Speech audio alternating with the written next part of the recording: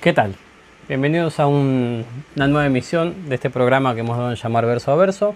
Mi nombre es Alejandra, me acompaña Ceci. ¿Cómo estás, Hola Ceci? Alejandro, ¿cómo estás? ¿Todo bien? ¿Cómo están? Y esto no es un cosplay de Pablo Escobar. Por mi vestimenta y mi pelo verán que estamos en un día muy caluroso y húmedo, pesado. Y hacemos lo posible por grabar en las condiciones en las que se En el da. verano de Buenos Aires, ¿no? En el Claro. verano húmedo de Buenos Sí, sí, Aires. estamos a 28 de diciembre del 2023 todavía, aunque este video salga más adelante. Bien, nos convoca hoy, como ya hemos anunciado en programas anteriores, un poeta que es palabra mayor, es Octavio Paz. Premio Nobel. Es el primer premio Nobel que tratamos en este ciclo de programas, mexicano. También es el primer mexicano que tratamos, porque Sí, estuvimos es el por primer. Argentina, Uruguay, Sí. España, eh, podría decirse Italia, con Porquia, y nos vamos a México ahora. Lo sabrán decir mejor los hermanos mexicanos, pero creo que es el poeta más importante de México. Sí, Sor Juana tal vez. Claro, sí, bueno, teniendo en cuenta la temporalidad, por lo menos en la época. Contemporáneo, sí, Claro, absolutamente. No, lo que es el es siglo XX. no solamente un poeta enorme, un ensayista También, increíble. sí, ¿No? sí, sí. Otros poetas son poetas y se ciñe la poesía. Octavio Paz es muy versátil en su producción. Sí, anduvo por todos lados en cuanto a la escritura. Fue diplomático también. Como para dar un poco de contexto, él nace en 1914 y muere en 1998 por un cáncer que no logra vencer, a pesar de que intentó combatirlo. Él es mexicano, pero pasa gran parte de lo que sería su infancia, adolescencia en Estados Unidos. Sabemos que su padre trabajaba para Zapata, este revolucionario mexicano. Él vive en Estados Unidos con su madre en la casa de la Los abuela, abuelos paternos. de los abuelos paternos. Perdón, maternos. Maternos, es verdad, maternos. Vive con su abuela, con su madre. De su abuelo lo escuché decir que escribía bien, que le gustaba cómo escribía su abuelo. Pero en fin, vive en Estados Unidos y le cuesta un poco la cuestión del lenguaje en Estados Unidos. Sufre, de hecho, bastante bullying, bastante Sí, acoso por el tema de cómo pronunciaba las palabras. Es muy segregado por ese tema. Y bueno, no sabemos, pero probablemente esa preocupación por el lenguaje también lo haya llevado a donde después llegó, ¿no? Con claro. el uso de la palabra. Bueno, sí, salió victorioso en su lengua, podríamos decir, porque la verdad es uno de los escritores más importantes de su época y de la literatura en general, creo yo, por lo menos de la poesía y la ensayística. Bien, para comenzar, hay mucho para decir de Octavio Paz. No caben dudas de que, si bien vamos a hacer los dos programas que hacemos habitualmente, como con la mayoría de los poetas, o los que se nos permite, con Octavio Paz vamos a tener varios programas más adelante, no en continuado, porque si no estaríamos 2 o 3 meses solamente tratando Octavio Paz, y no es la idea. Pero ya les aseguramos que de acá a mucho tiempo más adelante vamos a volver a Octavio Paz con varios programas. Lo que vamos a mostrar hoy no es ni siquiera la punta del iceberg de Octavio Paz. Tal cual. De hecho, queremos comenzar de una manera diferente que otros poetas, ¿no? También. Porque Octavio Paz tiene la particularidad, como decíamos antes, que es también un gran ensayista y ha escrito mucho sobre la poesía misma, ¿no? Sí. Tiene, de hecho, un libro muy importante que se llama El arco y la lira, donde desarrolla toda una teoría poética, sobre el cual en algún otro momento conversaremos. Pero él tiene varios textos que habla justamente del ser de la poesía y de su propia poética. Y queríamos empezar por ahí, ¿no, Ale? Así es. Vamos a ir a uno de los libros más famosos de Octavio Paz, que es Libertad bajo palabra. Cabe aclarar que podría decirse que Libertad bajo palabra es una antología, pero en realidad el mismo Octavio Paz y muchas personas lo toman como una obra aparte. Lo que hace Octavio Paz es seleccionar poemas de un periodo de su vida, de los años de juventud, y no es simplemente acumular poemas y ya, sino elegir poemas que se conecten de determinada manera y que logren mostrar una impresión, una imagen de lo que es la poesía para él, de lo que es su poesía. Por eso este libro se fue modificando a lo largo de los años y hay más o menos 8 versiones distintas porque a lo largo de las distintas ediciones, en el tiempo él fue quitando poemas, agregando otros, agregando poemas que por ahí tenía apartados. Tuvo la misma vida que el pensamiento mismo, ¿no? Exactamente, sí. Irse construyendo con el fue tiempo. Modificando. Tal cual. Empieza a escribir muy joven, Octavio Paz, a los 17 años. Creo que escribe y publica en una revista su primer poema. Así que imagínense que si vivió casi un poco más de 80 años, había material ahí para trabajar. Y vamos a empezar leyendo lo que es el prólogo, la introducción del libro Libertad bajo palabra, que es casi una presentación de su poética. Va a comenzar Ceci y vamos a seguir. Allá, donde terminan las fronteras, los caminos se borran, donde empieza el silencio. Avanzo lentamente y pueblo la noche de estrellas, de palabras, de la respiración de un agua remota que me espera donde comienza el alba. Invento la víspera, la noche, el día siguiente que se levanta en su lecho de piedra y recorre con ojos límpidos un mundo penosamente soñado. Sostengo al árbol, a la nube, a la roca, al mar, presentimiento de dicha, invenciones que desfallecen y vacilan frente a la luz que disgrega.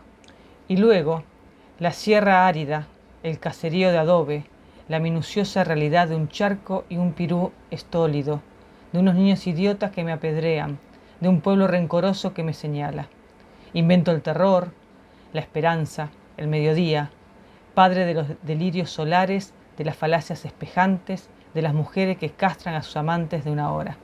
Invento la quemadura y el aullido, la masturbación en las letrinas, las visiones en el muladar, la prisión, el piojo y el chancro, la pelea por la sopa, la delación, los animales viscosos, los contactos innobles, los interrogatorios nocturnos, el examen de conciencia, el juez, la víctima, el testigo. Tú eres esos tres. ¿A quién apelar ahora y con qué argucias destruir al que te acusa? Inútiles los memoriales, los ayes y los alegatos. Inútil tocar a puertas condenadas.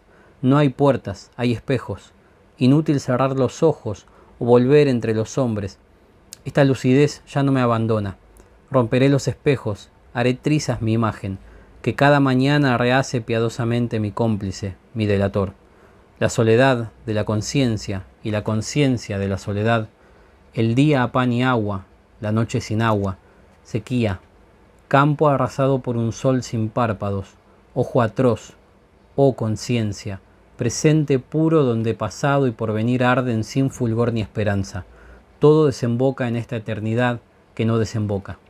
Allá, donde los caminos se borran, donde acaba el silencio, invento la desesperación, la mente que me concibe, la mano que me dibuja, el ojo que me descubre.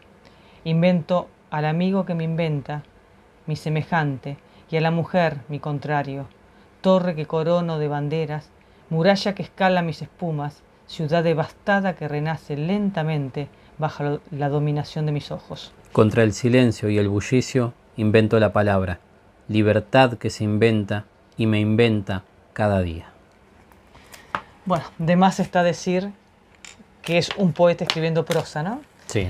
Y que cada vez que él va a hablar de poesía lo hace en este tono. En muchos fragmentos del Arco y la Lira pasa lo mismo. Parece no encontrar otra palabra que no sea la palabra poética para poder definir la poesía. Y acá, no sé, Alejandro, que encontrás, yo veo muy fuerte lo que encuentran muchos los poetas, incluso que ya hemos leído, ¿no? Para los que siguen el canal, que es construir de la palabra desde el silencio. Exactamente. ¿Sí? Donde empieza el silencio y ahí él usa la palabra invento, ¿no? O sea, como creación. Contra el silencio y además contra el bullicio, que uno pensaría, bueno, lo opuesto al silencio es el bullicio, pero no, lo que establece él es que lo opuesto al silencio y al bullicio es la palabra, ¿no? Ese ruido que no dice nada. Tal y ese cual. silencio, ¿sí? Lo opuesto es la palabra y a partir de ahí crea, inventa. Y eso trae la libertad también, ¿no? Hay un montón de cosas para marcar. Es un poco también, lo podríamos relacionar con la vida de él, porque habla de un pueblo que lo señala, ¿no? Que lo acusa. Dice, un pueblo rencoroso que me señala. Invento el terror, la esperanza, el mediodía. Es la creación, quizás para poder subsistir, en el mundo. Podemos ir al origen de la palabra poesía, que viene del griego y tiene que ver con la creación, ¿no? Con el quehacer. De hecho, todo el tiempo está hablando de este poder de inventar de la palabra y cómo está la necesidad de destruir lo anterior para crear Sí. a partir de este poder y de esta libertad que da. Fíjate que dice, romperé los espejos, haré trizas mi imagen. Claro, eso es algo que está muy presente en los poemas de él, por lo menos yo voy a trabajar hoy los poemas que tienen que ver más con la juventud, con los primeros textos de él. Está mucho esto del autoconocimiento, de la búsqueda, la figura de los espejos, las puertas, ¿no? Estas puertas que en realidad son espejos y hacen que uno se enfrente a su propia imagen y la rompa y vuelva a construirla más que reconstruirla. Y la poesía también como un camino de autoconocimiento, eso está muy presente en los textos de Paz. Y en este poder de la palabra lo inventa todo, ¿no? Porque inventa el día, la noche, lo que es y también lo que ocurre, digamos, porque inventa la desesperación, la mente, la mano, al amigo. A la mujer, ¿no? El contrario, todo, lo que lo complementa, lo que se le opone. Claramente, para el poeta, sin palabra poética, podríamos decir, no hay un mundo posible y sobre todo no hay libertad. Sí, y es una muy buena introducción porque es la creación de lo que viene, que es todo el libro en sí, Libertad bajo palabras. Es decir, se está inventando, está creando por medio de la palabra el mundo en el que uno va a meterse, que son esos poemas de este libro que es impecable. Bien. Para avanzar, ¿te parece, Ceci, si leo algunos poemas que tengo acá marcados? Vamos a ir primero con... Teníamos 3. El sediento, que es en la 108. Elegimos para esta oportunidad poemas más o menos breves, porque Octavio Paz tiene de todo en realidad. Y poemas que se relacionen también con esta temática que estamos tocando hoy, que es justamente su poética, ¿no? Poética. El concepto de la poesía. Sí, sí. Pero bueno, cabe aclarar esto en cuanto a las estructuras. Hay de todo en Octavio Paz. Hay sonetos, hay verso libre, hay poemas extensísimos, poemas más breves. La verdad que es un poeta con mucha variedad en su escritura. Bien, me arrepentí del siguiente, vamos a ir con la niña. Bien, niña. Nombras el árbol, niña, y el árbol crece sin moverse, alto deslumbramiento, hasta volvernos verde la mirada. Nombras el cielo, niña, y las nubes pelean con el viento, y el espacio se vuelve un transparente campo de batalla. Nombras el agua, niña, y el agua brota no sé dónde, brillan las hojas, habla entre las piedras, y en húmedos vapores nos convierte. No dices nada, niña, y en su cresta nos alza y nos devuelve la marea de sol en el centro del día a ser nosotros. Bueno, lo que tenemos acá, y vamos a ir como siempre verso a verso, es en principio la repetición de un verbo, ¿no? Del nombras, el nombrar, que es inevitable relacionarlo con lo que ya acabamos de leer. Con la introducción de este mismo libro. Claro, La creación por medio de la palabra, ¿no? Tenemos a esta niña que dice nombras el árbol y el árbol crece sin moverse, alto deslumbramiento, es decir, algo que sorprende, hasta volvernos verde la mirada, es decir, el árbol penetra en los demás. Y Octavio Paz juega mucho con este juego de imágenes.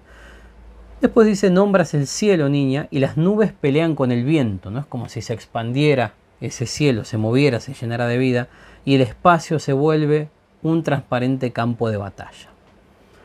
Nombras el agua, niña, y el agua brota, no sé dónde, brillan las hojas, habla entre las piedras, y en húmedos vapores nos convierte. Es decir, esta niña nombra algo, dice algo, ese algo se crea o se reaviva y afecta a los demás, ¿no? Afecta al mundo en general, a las personas. Pero por último termina diciendo, no dices nada, niña, ¿no? Y ahí está el silencio del que hablábamos. Y en su cresta nos alza y nos devuelve la marea de sol en el centro del día a ser nosotros. Aunque se podría interpretar como, bueno, no se crea nada y volvemos será la nada, el nosotros, ¿no? Un punto de partida. Es interesante que el sujeto de la palabra sea una niña, ¿no? Claro, O sea, podemos relacionarlo con la inocencia sí. del que habla y del que tiene ese poder creador. Y con el inicio también, ¿no? Tal Con cual. algo joven, algo que está naciendo, creciendo. Después podremos pasar, como son breves, sí, a el sediento, que es el que dejé relegado. El sediento. Y este se iba a nombrar a la poesía. Por buscarme, poesía, en ti me busqué. Deshecha estrella de agua, se anegó mi ser. Por buscarte, poesía, en mí naufragué. Después solo te buscaba por huir de mí. Espesura de reflejos en que me perdí. Mas luego de tanta vuelta, otra vez me vi. El mismo rostro anegado, en la misma desnudez. Las mismas aguas de espejo en las que no he de beber. Y en el borde de esas aguas, el mismo muerto de sed. Y acá, si bien no está la palabra, está la poesía, ¿no? Vamos verso a verso. Y perdón que sea tan expeditivo en esto, tan rápido, pero no quiero perder lo que está ahí. Dice, por buscarme, poesía, en ti me busqué, ¿no? Es el sujeto que se busca a sí mismo, pero acude a la poesía como un lugar donde poder encontrarse. Y dice, deshecha estrella de agua se anegó mi ser. Es decir, quizás lo inmenso lo superó, no llegó a encontrarse, quedó casi ahogado en medio de todo eso. Por buscarte, poesía, ¿sí? Ya no se busca a sí mismo, sino que busca la poesía. En mí naufragué. Es decir, me perdí dentro de mí mismo por buscar la poesía. Perdón, ¿no? Sí. Hay una identidad. Claramente hay una identidad entre él y la poesía. No es la poesía algo ajeno a su ser. No, para nada. Es algo que lo involucra y que lo hace saber quién es, en definitiva. Sí, y es un poquito lo que decíamos en esa introducción que leímos. Después solo te buscaba por huir de mí. Y ahí está lo importante. No está tratando de negarse a sí mismo o evadirse. Que es algo que habíamos mencionado, si no me equivoco, en el anterior programa, el de Idea Vilariño, un poema donde Idea decía, ¿no? Está el trabajo, los amigos, pero ¿qué pasa cuando te quedas a solas? Claro. ¿No? Bueno, está. Entonces, me niego, al no poder encontrarme, me escapo de esa tarea de buscarme a mí mismo y voy con la poesía. Espesura de reflejos en que me perdí. Y ahí están los espejos que se mencionaban antes, ¿no? Es decir, tratar de verse en los demás. Pero los espejos también tienen que ver con un engaño, ¿no? Es como perderse en los sentidos, si se quiere. Acá podemos hacer la aclaración de que Octavio Paz esto lo dice él, su poesía está en gran parte influida por el budismo. Porque él, además de vivir en Estados Unidos, viajó a Europa, pero también viajó a Asia y estuvo en la India. Y fue muy importante su viaje a la India. De hecho, ahí conoce a su primera esposa y se casa debajo de un árbol muy importante para el budismo. Un árbol nin, no voy a recordar ahora el tipo de nombre, pero el budismo le influye mucho, ¿no? De hecho, él tiene todo un estudio de la relación entre la poesía y la religión. Claro, sí. Y ahí está esto, ¿no? La espesura de reflejos en que me perdí. Es decir, me dejo engañar por los sentidos. O compro esos espejitos que me venden, ¿no? Más luego de tanta vuelta, otra vez me vi. Es decir, vuelve a encontrarse al final, ¿no? Se quiere evitar, quiere huir de sí mismo, se deja llevar por los sentidos, pero se vuelve a encontrar. Y acá viene lo importante. Dice, el mismo rostro anegado, en la misma desnudez, las mismas aguas de espejo en las que no he de beber. Es decir, ya no va a consumir eso. Y en el borde de esas aguas, el mismo muerto de sed. Todo está ahí, todo es igual. La búsqueda permanente y la insatisfacción permanente. Claro, porque él trata de encontrarse, se pierde, se ve superado, se deja llevar por esos espejos, por los sentidos, por la Matrix, si se quiere, por esa o la Matrix. Bien, continuamos después de una pequeña falla técnica. Nos quedamos sin memoria para grabar, así que esperen que pasa, ¿no? Sí, es habitual para esta asociación tener esos inconvenientes. Así que estamos grabando el otro día, ya 2024, 2 de enero. Ya pasaron varios días desde que habíamos hecho ese primer análisis. Bueno, después de estar hablándole a la cámara 10 minutos sin darnos cuenta de que no estaba grabando, decidimos completar el video. El tercer poema con el que vamos a ir, por lo menos por mi parte, después se va a leer uno, es el poema Nocturno, que se ubica en el libro Puerta Condenada. Vamos a leerlo. Es un poema que tiene una estructura bastante particular, que se repite en 3 estrofas y un verso suelto al final, y después vamos a hacer el análisis. Nocturno. Sombra, trémula sombra de las voces, arrastra el río negro mármoles ahogados. ¿Cómo decir del aire asesinado, de los vocablos huérfanos? ¿Cómo decir del sueño? Sombra, trémula sombra de las voces, negra escala de lirios llameantes. ¿Cómo decir los nombres, las estrellas, los albos pájaros de los pianos nocturnos y el obelisco del silencio?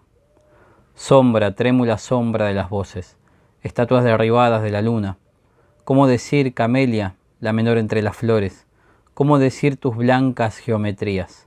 ¿Cómo decir, oh sueño, tu silencio en voces?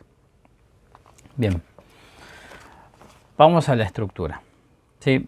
Vamos a ver que lo que se repite siempre es el verso sombra, trémula sombra de las voces.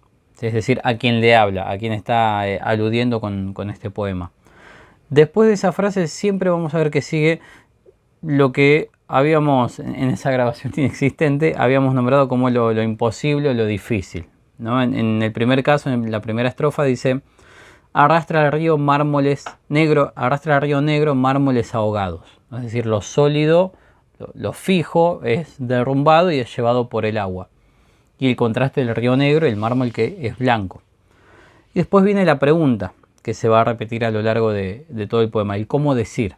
En este caso, cómo decir del aire asesinado, de los vocablos huérfanos, cómo decir del sueño, ¿no? Cómo poder poner en palabras todo eso. Después sigue sombra, trémula sombra de las voces, negra escala de lirios llameantes. El lirio, que también es una flor blanca, en este caso formando una escala, una escalera, y llameantes, prendido fuego, ¿no? Como una imagen bastante potente, pero a la vez también un poco imposible de realizar. Y la pregunta: ¿cómo decir los nombres, las estrellas, los albos pájaros de los pianos nocturnos? Y este es importante, y el obelisco del silencio, ¿no? ¿Cómo nombrar el silencio? ¿Cómo decir el silencio? Que además es un obelisco, es casi algo monumental. Sombra, trémula sombra de las voces, estatuas derribadas de la luna. Y la pregunta nuevamente: ¿cómo decir, camelia, la menos flor entre las flores? ¿Cómo decir tus blancas geometrías? Y el blanco que aparece, otra vez, ¿no? El negro y el blanco aparecen a lo largo de todo el poema. Y por último, corona el poema con la siguiente pregunta, Octavio Paz: ¿cómo decir, oh sueño, tu silencio en voces? ¿No? Retomando el concepto del silencio. ¿Cómo decir con palabras, cómo hablar el silencio sin romper el silencio? Creo ¿no? que es, Ale, la pregunta permanente de los poetas, ¿no? Sí, ¿Cómo, es verdad. dónde y cómo encontrar las palabras para decir lo que está al límite de lo decible, ¿no? Exactamente, lo inefable. Y acá es lo que pregunta lo constantemente. cierra con una pregunta, ¿no?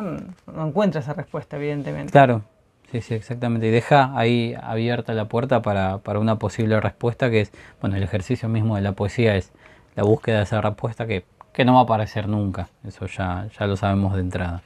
Bien, me pareció interesante este poema como para Hermoso. culminar ahí mi parte del análisis. Yo tenía uno más, Ale, para compartir, Sí, que se llama Decir, Hacer. bien. Los leo, si te parece. Escuchémoslo. Entre lo que veo y digo, entre lo que digo y callo, entre lo que callo y sueño, entre lo que sueño y olvido, la poesía. Se desliza entre el sí y el no. Dice lo que callo, calla lo que digo, sueña lo que olvido. No es un decir, es un hacer. Es un hacer que es un decir. La poesía se dice y se oye. Es real. Y apenas digo, es real, se disipa. Así es más real, idea palpable, palabra impalpable. La poesía va y viene, entre lo que es y lo que no es. Teje reflejos y los desteje. La poesía siembra ojos en las páginas, siembra palabras en los ojos. Los ojos hablan, las palabras miran, las miradas piensan. Oír los pensamientos, ver lo que decimos, tocar el cuerpo de la idea. Los ojos se cierran, las palabras se abren. Muy interesante. Es un poema rápido. Esta lectura que yo hice, tal vez se escuchó cortada, tiene que ver con cómo están organizados los versos. Son versos muy cortos, la mayoría o muchos de ellos de una sola palabra, que le dan este ritmo, si se quiere veloz, pero a la vez contundente, ¿no? Como enfatizando cada palabra. Diciendo lo preciso. Lo preciso y en esa soledad del verso, la realza también, ¿no? Uh-huh. Y acá el tema, bueno, como venimos diciendo en este primer programa de Octavio Paz, queríamos que fuera la poesía y lo es. Sí. Y la poesía parece abrirse en ese intersticio entre lo que se ve y lo que se dice, entre lo que se calla y lo que se puede nombrar, entre el sueño y el olvido, ahí, justo ahí, en ese lugar. Entre las contradicciones, ¿no? Tal cual. Los opuestos. Aparece la poesía, que se desliza, mirá, dice claramente, entre el sí y el no. Y dice lo que calla y calla lo que digo. O sea, lo que dice la poesía no lo dice la palabra, y lo que dice la palabra no vale la pena que lo diga la poesía, evidentemente. Uh-huh. Sueña lo que olvido. Entonces, refuerza, ¿no? En una tercera estrofa, no es un decir, es un hacer. La poesía que construye, ¿no? Y también es una idea recurrente en los poetas, la palabra como constructora, como generadora. Claro, la creación por medio de la palabra. Tal cual. La poesía se dice y se oye, es real. También fuerte, ¿no? Es real. Y apenas digo es real, se disipa.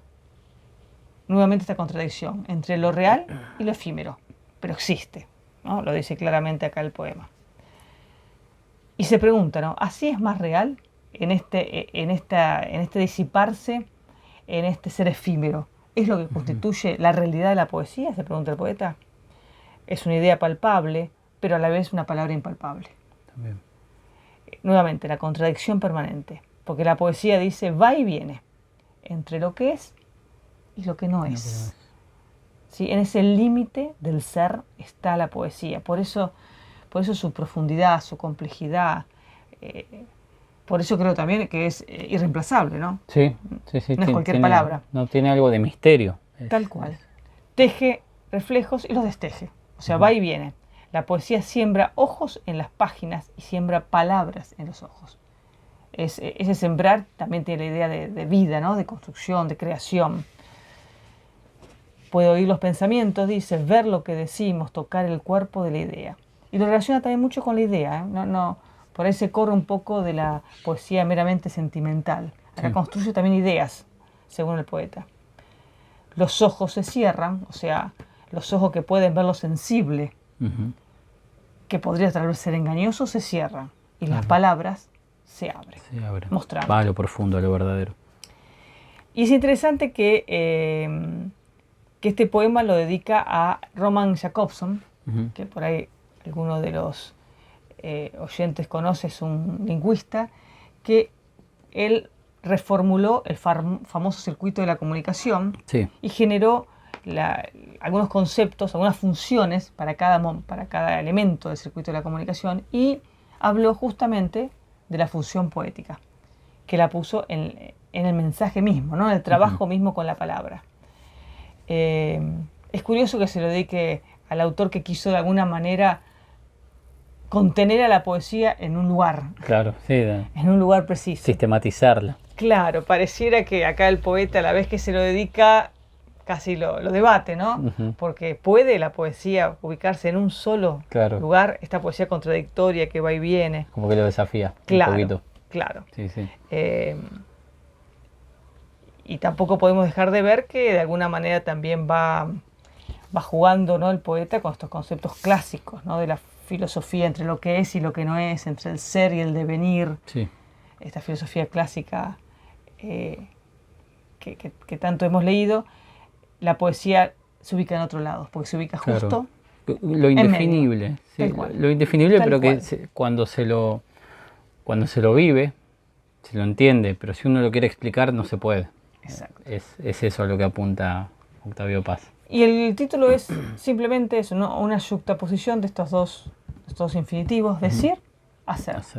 Casi hermanándolos, claro, haciéndolos uno. Decir y hacer en la poesía es lo mismo. Claro, porque además ahí en el título hay una coma que podría ser como una especie de reemplazo del verbo, ¿no? De decir es hacer, claro. Hacer es decir, sí. Así que bueno, creo que con esto podemos cerrar un poco esta serie de poemas que hablan de justamente la poética de Octavio Paz, que es muy amplia, ya lo hemos dicho, daría para un estudio muchísimo más profundo, pero acá por lo menos tenemos una puntita para ir tirando y animarlos a que sigan leyendo Octavio Paz. Sí, así que bueno, concluimos acá esta primera entrega de Octavio Paz y nos veremos en el próximo verso a verso. Chao. Nos vemos.